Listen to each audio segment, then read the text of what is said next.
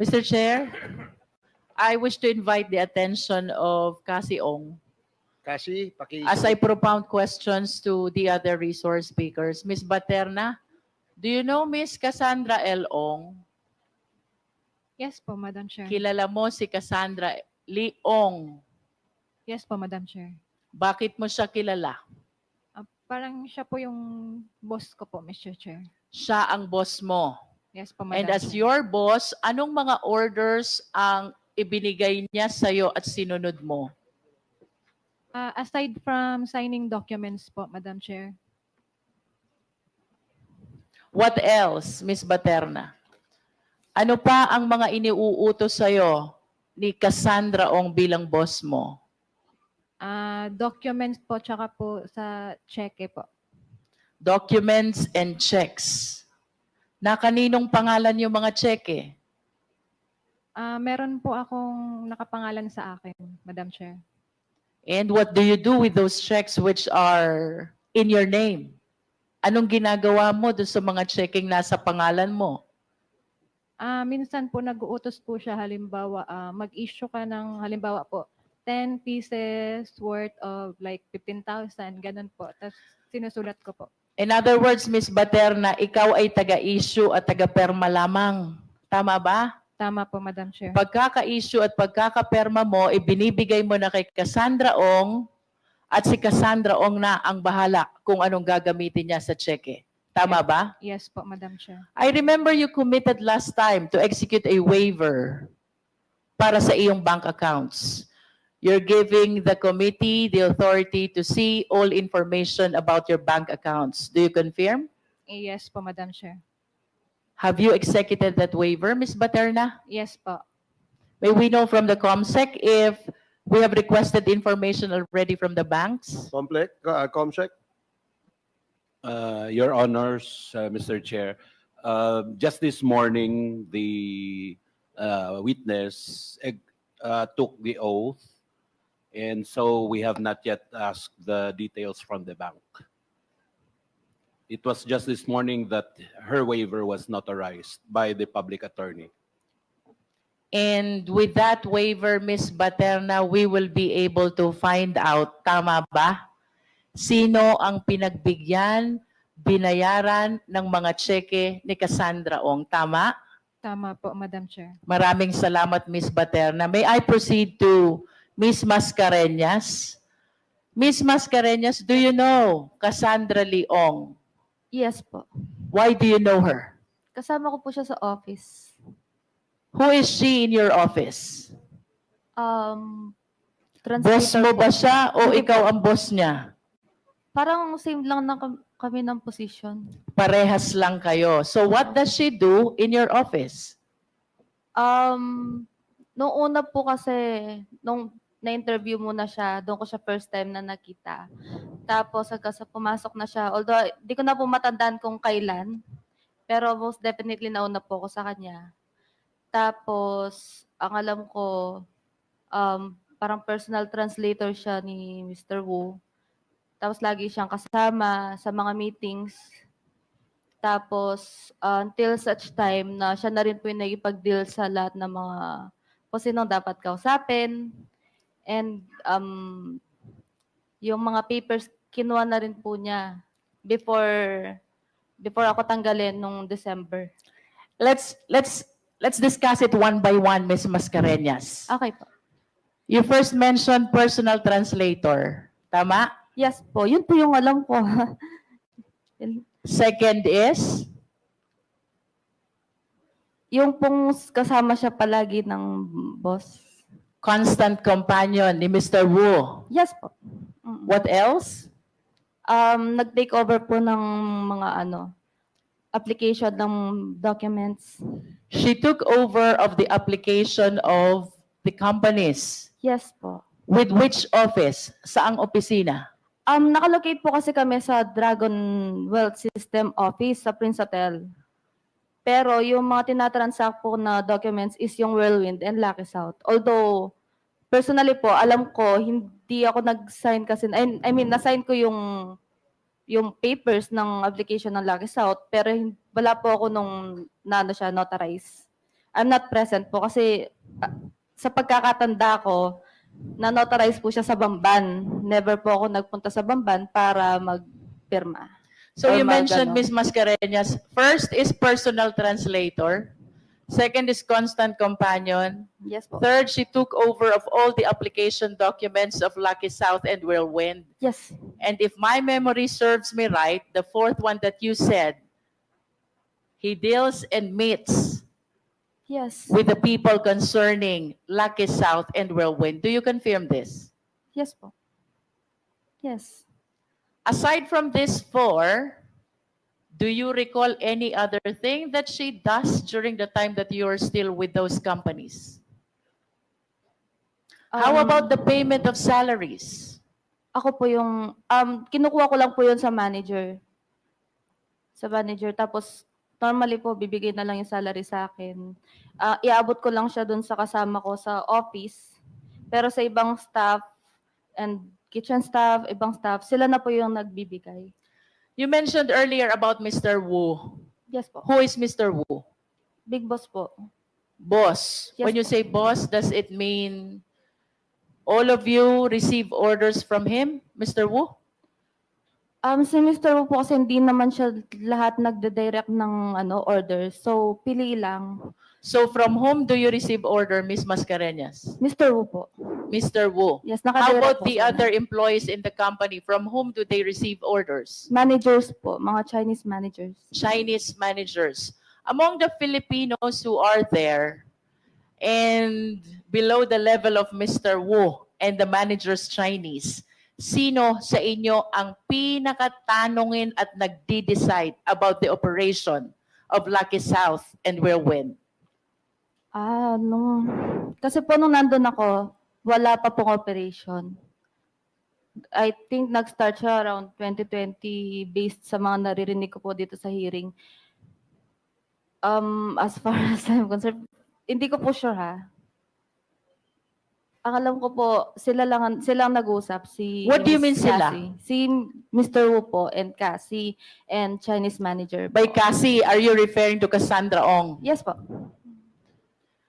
Given the fact na personal translator, constant companion, he took over of all the documents, and he meets with the contracting parties of these companies. Would Yes, you agree Mr. Chair. with me if I would say, malaki ang kinalaman ni Cassie Ong sa lahat ng activities ng mga companies na ito? Yes po. You said Based on- yes. Yes po. Siya po yung palagi kasama eh. Thank you. May I proceed to Mr. De La Serna?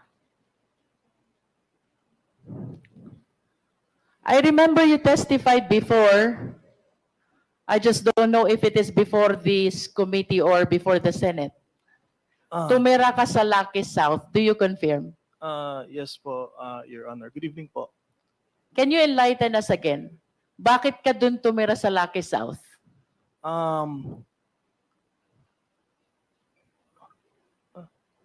Pakiulit po, Your Honor.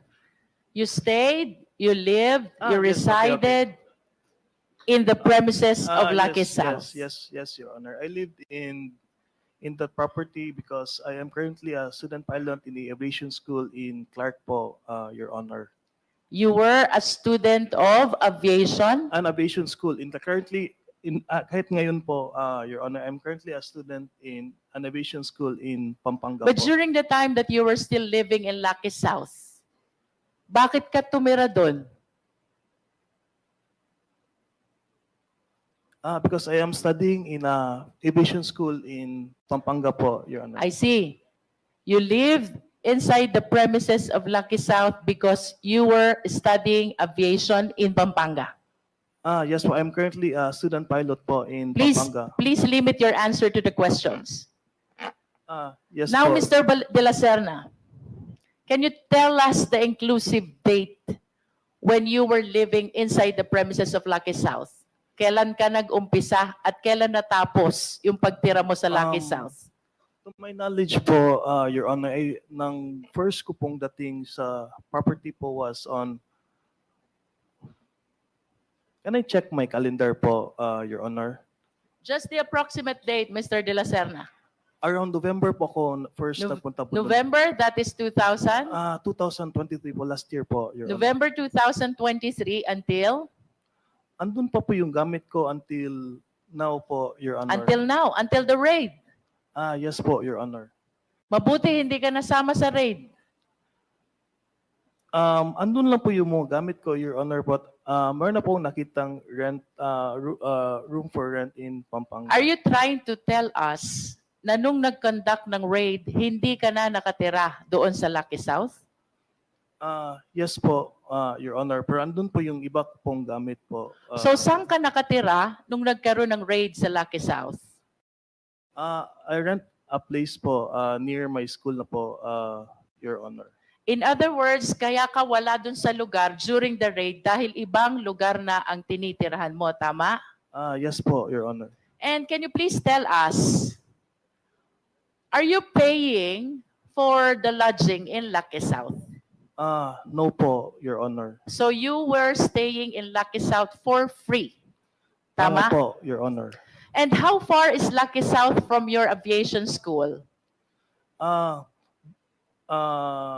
10 to 15 minutes po, Your Honor. 10 to 15 minutes. So it is close, tama? Yes, Your Honor. And who allowed you to live inside Lucky South? Ang kinakusap ko is Ma'am Cassandra Leong po, Your Honor. Which means, Mr. De La Serna, kapag may titirang mga tao sa Lucky South, it is Cassie Ong who decides. Yun ang hindi ko po. But in my case po, Your Honor, siya po yung kausap ko. Sa iba, Aside from you, may iba pa bang nakikitira dun sa Lucky South? hindi ko po alam, Your Honor. But based on your daily observation, syempre doon ka nakatira. Umuuwi ka doon, umaalis ka doon. That is your daily routine. Yes, Wala Your ka bang ibang nakikita o napapansin na nakatira other than you? Nakastay ako sa lodging houses ng employees nila, Your Honor. So, may nakikita naman po akong tao, Your Honor. Are you an employee of Lucky South? No po, Your Honor. So, do you confirm na ikaw ang nag-iisang pinatira na hindi naman empleyado ng Lucky South?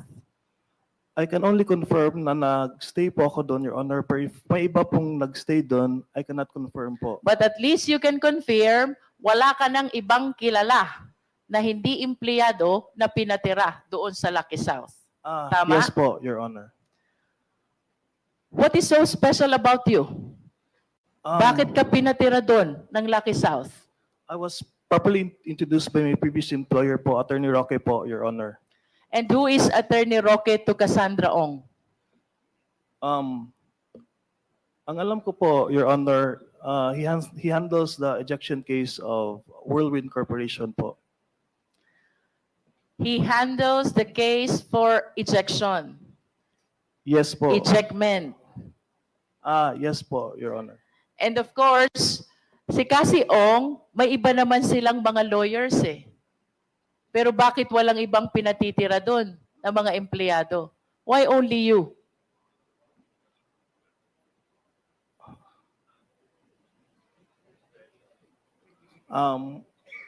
Nakatira po ako doon, Your Honor, because I need a place to stay because I am a student pilot in Pampanga I po, Your know, Honor. but there are a lot of people who needs a place to stay as well, for free, the same as you. Anong dahilan at pinatira ka doon ni Cassandra Ong?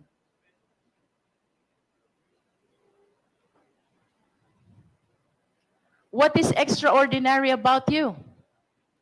Bakit hindi siya nagpatira nung iba?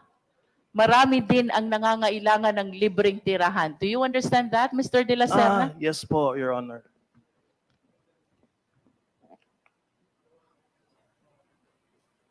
I cannot answer that, Your Honor, kasi I am not the decision maker naman po, Your Honor. But at least you can confirm na sa iyong pagkakaalam, wala ka ng ibang nakita na hindi empleyado na pinatira sa loob ni Cassie Ong. Tama? It's just a yes or a no. Before I answer that, Your Honor, I want to say that Wala po akong kakilala po doon sa loob po ng compound. Wala kang ibang kilala except for Cassie Ong. Yes po, Your Honor. And the reason kung bakit tumira ka doon is because Cassie Ong has the authority to decide for Lucky South. Tama? Yes. Otherwise, hindi ka makakatira sa loob ng Lucky South. Okay po, Your Honor. I wish to direct the next question to the PAGCOR, perhaps Attorney Fernandez, to lessen the burden of Chairman Altenco. I just want to confirm again. You know Cassie Ong. Yes, ma'am. Why do you know her? She went to our office po regarding Lucky South 99 po, regarding po the arrears that they have po in 2023. And she was representing which company? Lucky South 99. And she was accompanied by? Attorney Roque po. Yes. In other words, she went to your office to represent Lucky South along with the lawyer in the person of Attorney Harry Roque. Yes, ma'am. Can we hear from PAOK?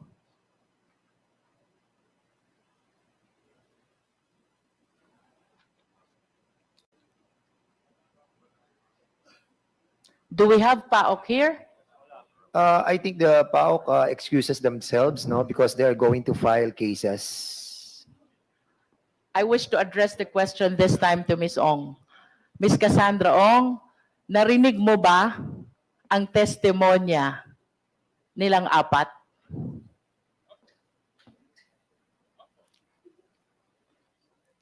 Yes po. Kilala ka ni Baterna. Ikaw ang gumagamit ng cheque niya. And soon, we will be able to find out kung sinong binayaran mo using her checks. Kilala ka ni Miss Mascareñas because you took a great part in the operation of Lucky South and Whirlwind. Are you listening, Miss Cassandra Ong? Kilala ka rin ni Mr. De La Serna dahil ikaw ang nagpatira sa kanya. Kilala ka rin ng taga-PAGCOR dahil ikaw, kasama ni Attorney Harry Roque, ang naglalakad ng papeles ng Lucky South. You acknowledge that? Mr. Ano po, pwede po ako humingi ng 2 minutes to consult my lawyer. 2 minutes for what? To consult Tinatanong ko lang kung naiintindihan mo. Nakilala ka nilang apat. Yes po. Of course. And are you aware of the case that has been filed already by PAOK with the Chinese national who were arrested within the premises of Lucky South? Alam mo ba kung anong kaso na ang isinampa? Hindi po. They were charged with qualified human trafficking. And by qualified human trafficking, Ms. Cassandra Ong, kagaya ng inexplain sa iyo ni Chairman Dan Fernandez, non-bailable offense yan. It is a capital offense.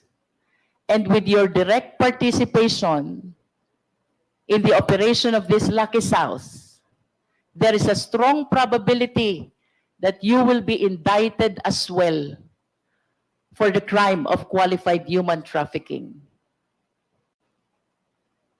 Dahil sa testimonya nila at ng mga lulutang pang testigo, maaring ikaw ay masampahan din ng qualified human trafficking, walang piyensa, capital offense.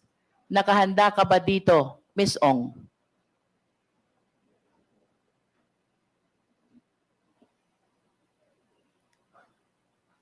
Please answer the question, Ms. Ong. You want 2 minutes for, To talk to my lawyer po against my right. you want to talk to your lawyer? I thought you're asking for the executive session. No, not yet. Not yet. Yes po. Will you allow it, Chairman? Can I finish first, Mr. Chair, before Okay, she please proceed. confers with Pagkatapos ng her mga lawyer? tanong ni Congresswoman Luistro, we will give you 2 minutes. Miss Cassie Ong, look at me. I want you to understand, ikaw ang tinuturo ng maraming resource speakers na nakakaalam ng operation ng Lucky South. Kung saan nakita ang mga torture victims, ang mga murder victims, ang mga human trafficking victims. The pictures that were shown by Chairman Dan Fernandez. Sa katunayan, may mga Chinese nationals na nasampahan ng qualified human trafficking. And chances are, Miss Ong, posible na ikaw ay mapasama sa kasong ito. Ang tanong, nauunawaan mo ba itong posibilidad na ito? Nauunawaan mo ba, Miss Ong? Yes po. At kung nauunawaan mo, naiintindihan mo din ang posibilidad na ikimakulong, walang labasan, walang piyensa. Naunawaan mo yun? Pwede ko itanong sa lawyer ko about that? Kasi Ong, now you are being offered an executive session. Because ako, I honestly believe you are just a tip of the berg. Help the Quadcom. You know why? Posibleng hindi lang yung nasa pictures ni Chairman Dan. Posibleng sa oras na ito, may mga taong kasalukuyang biktima ng same POGO operators. Would you like to avail of this executive session? Pag-isipan ko po muna. I am done, Mr. Chair. Okay, thank you, Congresswoman Jinky Luistro. 1 minute suspension to give the witness time to confer with her lawyer.